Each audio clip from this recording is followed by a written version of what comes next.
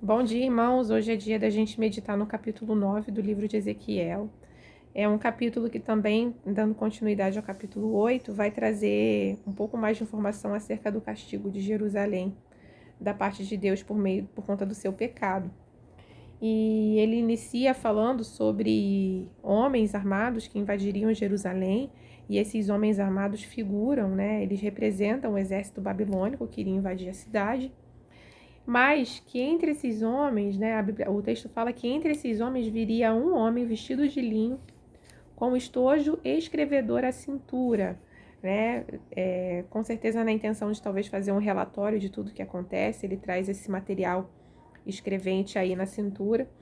E aí no versículo 4, é dada outra função aí para esse homem vestido de linho, que é passar por meio da cidade, pelo meio de Jerusalém e marcar com um sinal a testa dos homens que suspiram e gemem por conta de todas as abominações que se cometem no meio dela.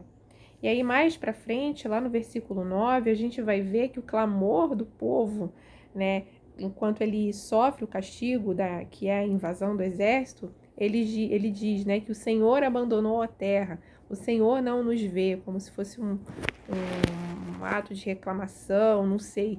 E essa expressão, ela é até colocada de forma irônica, né, por Deus, porque Deus diz, eles ainda dizem, ou seja, ainda conseguem dizer que eles estão passando por tudo isso porque eu os abandonei, né, porque eu não os ouvi, enquanto a realidade é o contrário, né, Deus manda profetas, tantos avisos, anúncios, prenúncios do que iria acontecer para ver se o povo realmente se despertava do seu pecado, mas isso não aconteceu.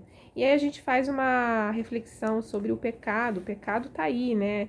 Ele é uma realidade, ele faz parte da nossa natureza, e nisso, por conta do pecado, a gente acaba crescendo como homem, diminuindo, né, Deus em nós. A gente se acha dono da nossa vida, do nosso caminho, do nosso destino, autor das nossas decisões, né? Nossos direitos sobrevalem sobre os nossos deveres, tantas coisas a gente pensa, né, que leva acerca de nós mesmos, né, por conta do pecado, fora todo mundo que jaz no maligno, né, e que se aproveita dessa nossa natureza para exercer ainda mais maldade. Então a gente, como crente, a gente deve realmente se posicionar, se encher da presença de Deus, do Espírito Santo de Deus, para que a gente possa perceber e não fazer, né, o pecado em nós, e não fazer como povo, né, cego espiritualmente, achar que aquele sofrimento que eles estavam passando era porque Deus os abandonou, porque Deus não os viu, né? Que a gente, por estarmos na presença de Deus, a gente consiga ter, como eu falei ontem, né, os sentidos apurados para perceber quando a gente precisa de conserto, no que a gente está errando, para que a gente tenha a possibilidade de ser de fato consertado, transformado, mudado, restaurado pela ação do próprio Deus, né? Por conta do arrependimento. E aí, voltando um pouquinho no versículo 4, a gente vê ainda, né, apesar de todo o pecado de Jerusalém, homens que se mantiveram firmes. E eles são exemplos para nós, irmãos. Imagina a situação de Jerusalém, o nível de promiscuidade, profanação, né, das coisas santas, né, de difamação do que era espiritual, do temor a Deus. Haviam homens ali ainda que suspiravam e gemiam por causa de todas as abominações que se cometiam ali no meio delas. E Deus vê, irmãos, Ele não nos abandona.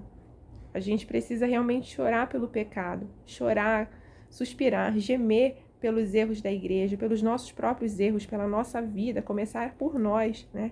Porque Deus nos olha, Deus vê o nosso sofrimento, Ele contempla as nossas lágrimas, né?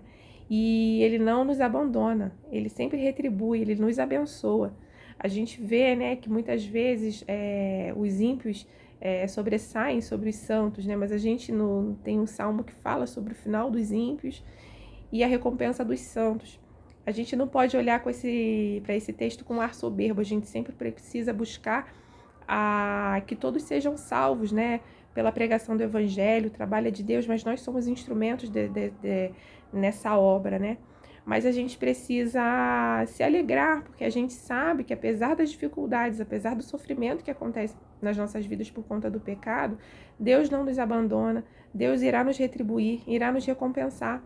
A gente é visto por Deus em meio aos nossos sofrimentos. Ele está conosco. A gente precisa crer nisso. De verdade, irmãos. Então, que a gente, em nome de Jesus, tenha fé renovada por meio dessa palavra aqui no versículo 4, né? Deus viu os homens que suspiravam e gemiam por causa das abominações que aconteciam em Jerusalém. Deus, da mesma forma, viu o nosso choro sincero diante de Deus, desejando o nosso arrependimento, a nossa reconciliação, a nossa restauração, desejando que a igreja, que o país, que o mundo se volte aos seus pés, se arrependa dos seus pecados, tenha os olhos abertos para as maldades que tem feito. Deus olha para nós, Deus nos enxerga e vê, e Ele irá nos recompensar por conta dessa nossa postura diante dele. E é isso, irmãos, então, que os irmãos tenham um dia abençoado na presença do Senhor, lembrando-se sempre de que Deus nos vê o tempo inteiro e está sempre pronto a nos auxiliar, a nos abençoar. Está sempre conosco todo o tempo, até o último dia nosso aqui ou até o dia da sua vinda. Amém? Bom domingo a todos em nome de Jesus.